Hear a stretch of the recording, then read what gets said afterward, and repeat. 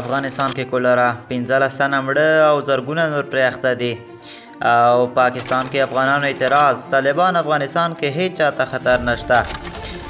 او طالبان وایي حکومت پوهنې وزارت په کابل کې د هیواد په سطحه لوی مرکزي دیني مدرسې جوړول او په افغانستان کې د 29 ولایتونو کې د سختو ورښتونو او بادونو اټکل او په ننګرهار کې د ترافیکي پیښو له امله یو تن وژل شوی دی.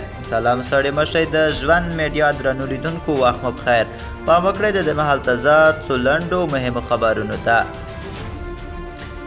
د طالبانو د حکومت د عامه روغتیا وزارت وایي چې په افغانستان کې د کولرا ناروغۍ له کبله شاوخوا 15 تنه مړه شوي او په دغې ناروغۍ د اخته کېدونکو شمېر مخ په زیاتېدو دی.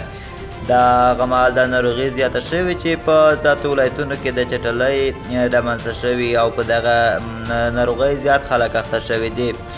او په پاکستان کې د افغانانو اعتراض، طالبان وایي افغانستان کې هیڅ چاته خطر نشته. په اسلام آباد کې د یو شمېر افغان پناه غوښتونکو تر اعتراض وروسته د طالبانو حکومت د بهرنیو چارو وزارت وایي په افغانستان کې هیڅ وګړي ته خطر نشته.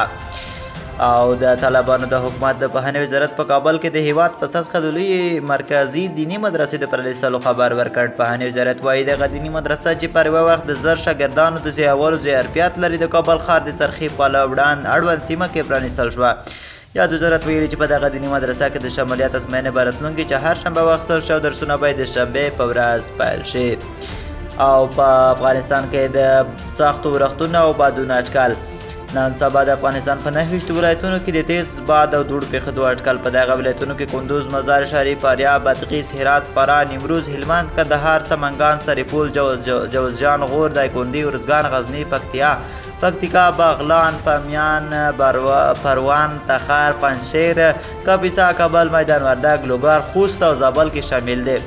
د افغانستان د هوا پیژندنې ادارې ریاست نن چهارشنبه ویلي چې په ځینو سیمو کې د باد د سرعت کچه په ساعت کې له 10 نه تر 100 کیلومتره اټکل کیږي.